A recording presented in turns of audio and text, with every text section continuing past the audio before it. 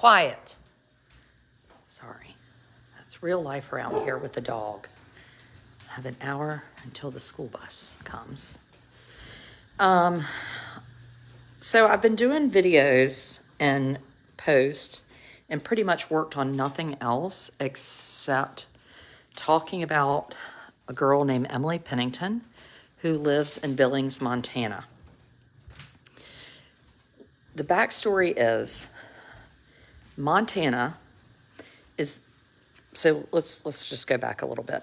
Most people know, I don't even know where to really start. The real question is, why do people with disabilities matter in this world? Why does it matter? So, before 1975, if you had an Emily who has Down syndrome in Billington, Montana, or you had an Amos who has a genetic disorder and autism in North Carolina, my son, if you had those children before 1975 and you were getting ready to start kindergarten, the school could lock you out. Not all schools did, but the majority of schools did not serve you. You have a disability, you're out. We can't serve you. And the reason primarily given was money. We don't have the expense. We don't have the people. We don't have the place. So you heard this over and over again. When children, particularly with Down syndrome, were sent into, you look really tired. I need a freaking shower, and I hadn't had time to get one. Children with Down syndrome, you hear, well, their parents put them in an institution. Well, that's not really what happened. What happened was your baby with Down syndrome came home with you, lived with your family, and as your child, if they had siblings, they were going to school, you would be saying, well, what's Henry going to do? We got to have Henry in school. And then you were told by the school system, we don't educate Henry here. So what you'll have to do is Henry is going to go live over here across the sound. He's going to go live in Coleraine because that's where we educate children with disabilities.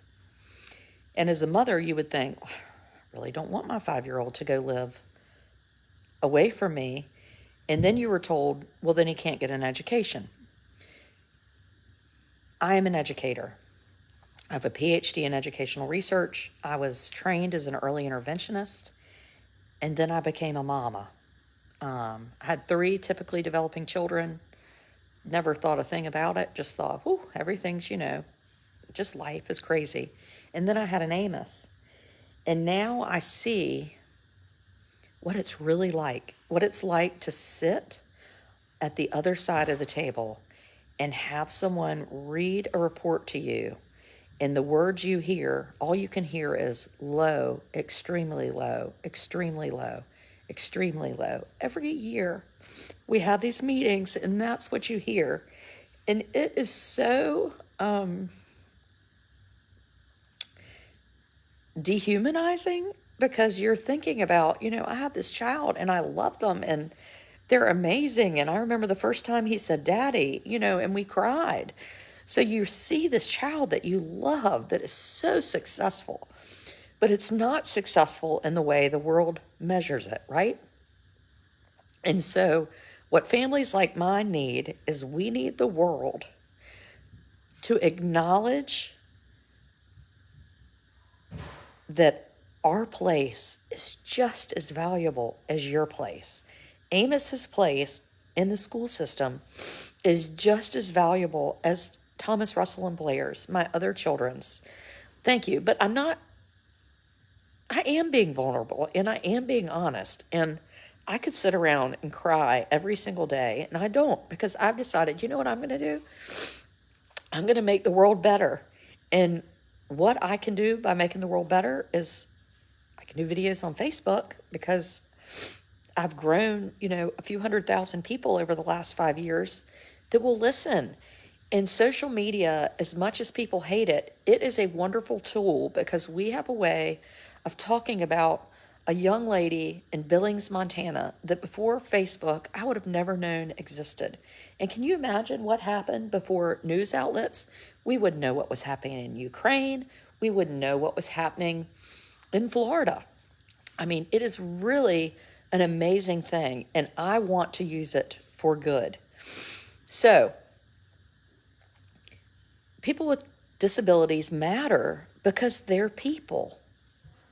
They're people, just like you and me. And I would argue that they're honestly even more amazing.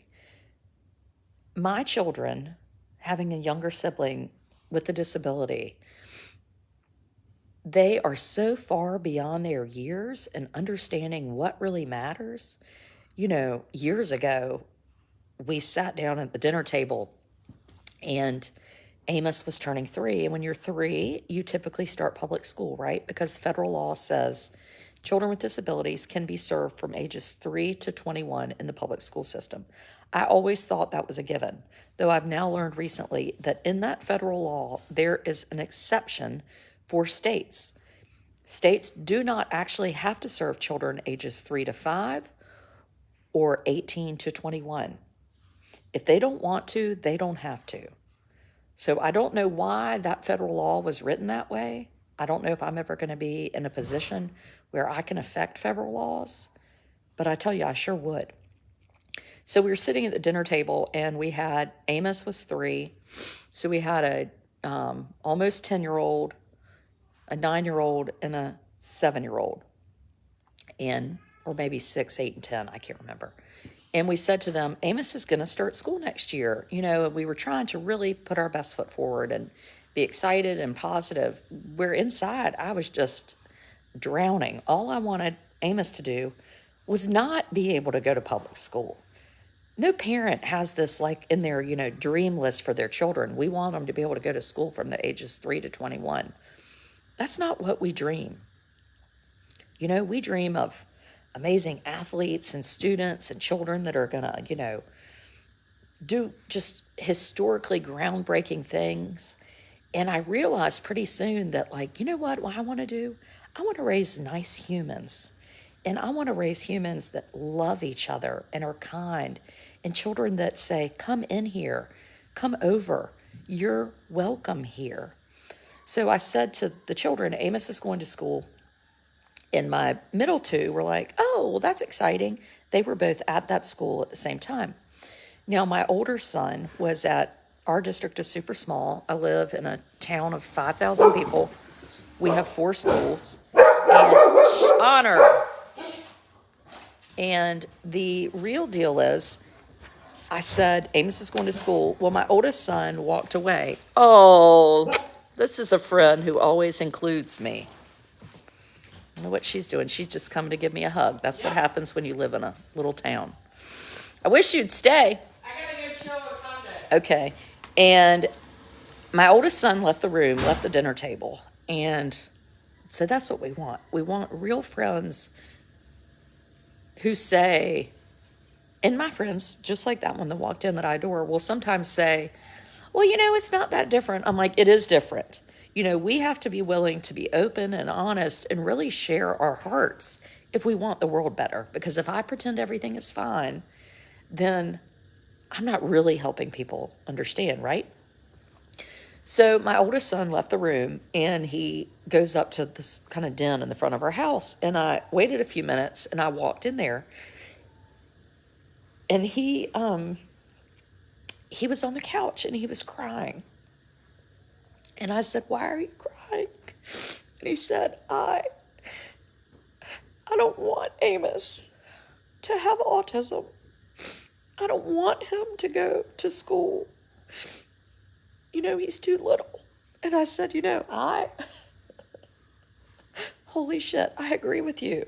This is not what I wanted either. This is not what I had in my, life plan. And I said, but what are we going to do now? This is where we are, right? We're right here. We love him. We think he's totally amazing. Now talk to me in about 2 hours when I've had him in a track meet. and he's crawling over the freaking fence trying to get away from me. It's bad when your 8-year-old is faster than you. That's why I'm on like this serious like weight loss regimen, because I've got to get my speed up. So anyway, I said, well, what do you want to do? Really, like, would you want to trade him in? You have a lot of siblings with friends with younger siblings. If you could trade him, and this is a gamble, right? Because I didn't know what he was going to say. I said, if you could trade him for somebody else, would you do that? And he said,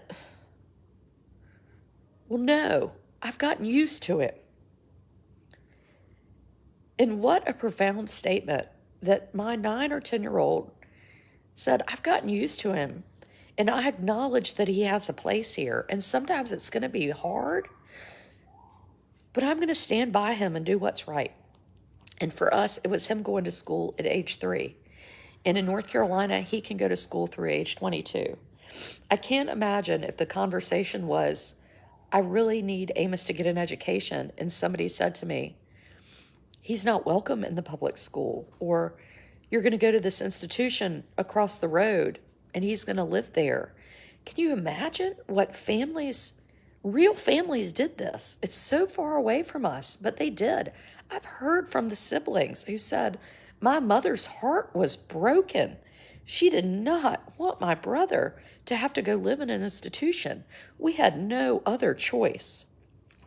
We have a federal law that keeps our kids at home with us. And it says, you know what? Amos or Emily, you might not be like everybody else, but you have a place here. And have you ever seen the picture where there's a fence and there's children and they're all looking over the fence? And you say, okay, well, everybody gets to look over the fence. And when you go on the other side of the fence, you see that one child's on a ladder. Maybe there's a child in a wheelchair on a pedestal, and then there's one child just standing up. Well, in order to look over that fence, everybody needed something different, right? One didn't really need anything. One might have needed a ladder. One needed a full-on pedestal. And that was so they could all see the same thing. So if we're going to educate children, we have to do what we can to get them an education. And for children with disabilities, oftentimes that is giving them extra years. They need extra years. Our goal is to be as independent as possible. As Americans, we value that. I don't know what Amos is going to do. I don't know what somebody does who knows every national anthem on the planet, but struggles to tell you how old he is. But I do know that school is the place for him. I mean, this morning I told his teacher, I said, he got off the bus yesterday and said, I hate that song. And I said, I didn't know what he was talking about. He was upset and I had no idea. How many of you know what it's like to have an 8-year-old not be able to tell you why they're upset? It's super hard.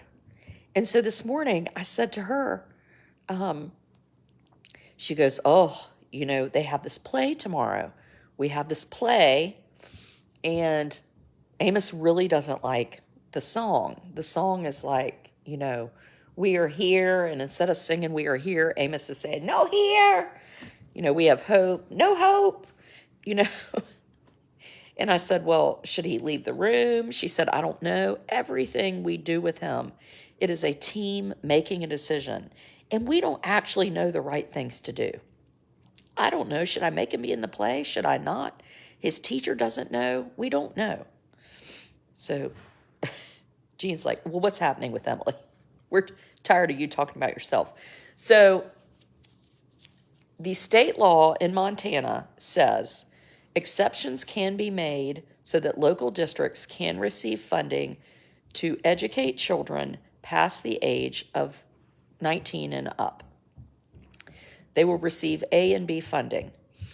My understanding is that A and B funding is the same amount that the student would have received this year. So there are going to still be costs to the district. Yes, we get that. There are costs in my district for Amos going through 21. I've spoken to several school board members. I really appreciate the folks reaching out to talk to me and ask me questions, because they're going out of their way to say, I don't understand and I want to. And I want people to feel like they can call me and that my conversations with them will be confidential. Because at the end of the day, I want people to know better. And there's a meeting Thursday night in Billings at the Lincoln Center. If I didn't have my own 4 kids that I had to deal with here, I would be going. And I think it's a chance for people to stand up and say, this matters. And we understand this is going to be more expensive for the school district. It is. Even if the state is still funding, you still have a child where the local district is paying money every year. And this is going to be more for them. Could they make better decisions with their money? Yes. Could they do some sort of, we call it a bond referendum here? Perhaps. I think people are going to have to think outside the box. And I think the people in Billings are ready to do that. I think they're ready to do that. That is what I am feeling. I think, unfortunately, the superintendent there is to me, not doing a great job. And no offense to you, Superintendent Upham. You have not reached out to me, but you did a video yesterday, and it was tone deaf. It was tone deaf. And I started writing this blog because I felt like there was so much I didn't know. And I didn't know if no one was talking about it or I wasn't listening. And I think it was both. I think it's an awkward conversation. It's super hard, basically, to get butt naked in front of the world in all your 176 pounds of glory and give your heart away. It's really hard. And we have to do it. I have to do it. I am not just here for Amos. This is not just about Emily. And probably right now, people in Billings and the ones making the decisions are like, holy shit, can we just get Emily in school and move on? But that's not what this is really about. And maybe the picture is even bigger. Maybe the picture is bigger on funding in Montana for special education, which is really not that great. Maybe this is Montana's the only state that stopped serving children at 19. That's a pretty big deal. I told one of the folks this morning, I said, read the room. When you're the only one in the country doing something, you're doing the least of anyone in the country. That's not a place to be. Now, Texas is serving through 26. You want to do the most? That's a great place to be. But you don't want to be the one doing the least. You don't want to be the room mom doing the least. You don't want to be the one at church that does the least. You don't want to be the one on your team at work who does the least, because people don't admire that. So Montana and Billings School District, Billings Public Schools, to me, has the opportunity of a lifetime. They have been given an opportunity to make history. They have been given an opportunity that no one has taken advantage of in the entire state of Montana. And I would encourage all the other districts. I hope people watching share this with their districts. So you don't have a child with special needs. You live in Montana. You know what? You need to find out from your district, what are we doing for children with disabilities past the age of 19? What are we doing? Not one freaking school has made a change or an exception for a child like Emily. This is history in the moment. I hope that a public school district is going to say, you know what? There's a place for Emily. She matters. She matters. And we're going to do what we should have done a long time ago. Montana just changed this law a year ago. And then I hope other school districts, those families are going to say, well, they did it for Emily over there. Well, it's going to be a lot harder to say, well, we can't do it now because, we don't want to. Now, I want to show you something because it's important to me. I probably lost the remote. So there's a meeting, a special meeting. There's my freaking license. Lost that like 2 weeks ago. There's a special meeting in Billings tomorrow night at 6 p.m. where families are going to be able to listen.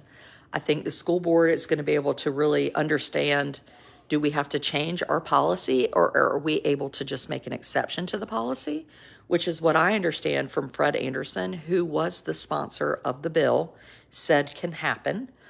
And I hope that the decision is made, we're going to make an exception. And I know there's concern. Well, what if hundreds of children need exceptions? Where are we going to get the money to fund them? Yes, we're getting the money from Montana. Where are we going to get the money? I don't know where you're going to get it. I don't know where my public school got the money to pay for the teacher that welcomed Amos in at 3. But I can tell you it was important. More important than a shiny new school or a giant pond or solar panels on a roof or millions of dollars in staff bonuses. I can tell you it's important. We can eat ramen noodles. That's what I always tell my family. So this is Emily. In my post, I put up a petition. What do petitions do? They don't do nothing. But you know what they do? They make people feel loved and accepted and welcomed. And Emily loves this petition. There were some students at school that were passing around petitions. It's a little problem at school. The principal said, we need to remain neutral. I don't want these students doing these petitions at lunchtime. I personally have a problem with that. I'm always telling my children, well, I don't like that the principal did something. And I remember my daughter was maybe in the 1st grade, and I said, then write her a letter. Write a freaking letter. Do something about it. No one is going to do things for you. You have to do this for yourself. And the Penningtons have gone about this the right way. They have gone through all the proper channels. They are lovely and kind. And Jana Pennington is far nicer than I am. Her own daughter is as kind and cute and fun as a daughter I hope mine will ever be. So there's this petition, and I really wish if you can share it and sign it. I think it just says to Emily, you're loved and you matter and you belong in this world. This is her signing her own petition. Her own petition. It says Emily. It said what? Wemily. Oh, well, you're definitely not Wemily. You're Emily. How's it going? Very good. Doing great. There's her brother cheering her on. Because that's what brothers do. Girl. Emily, what do we say? Because we can sign a petition. Got it. I'm done. Excellent. Woo. Emily. No, look. There's a... Oh! There's your face. If that doesn't stop your heart, nothing will.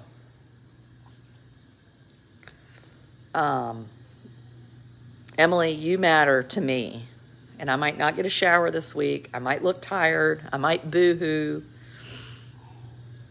But I'm going to be there for my own kids. And I'm going to be there for all the kids with disabilities in this world because it matters. And if you don't think it matters, then you look around someday when your life is not as perfect as you thought, and you think, you know what? I was wrong about that. I need a place for me. I need a place for my child or my grandchild or my neighbor.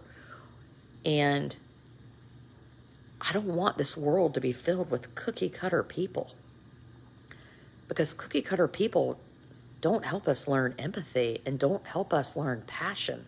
Good things in life are hard. I always say, people that run marathons, right? Marathons are not easy, but people do them. They're out there training, and I'm thinking, holy crap, I am never running a marathon. But I value that it must be good because they do it. They climb Mount Everest. Who wants to do that? But it's good. But it is hard. Loving Amos is hard, and it is spectacular. It is spectacular. When you love an Amos, you don't have a nice sunroom, best room in the house. You see the Albemarle Sound? Nope, you have a jungle gym. And you do that because you love him. That's what you do. Thank you.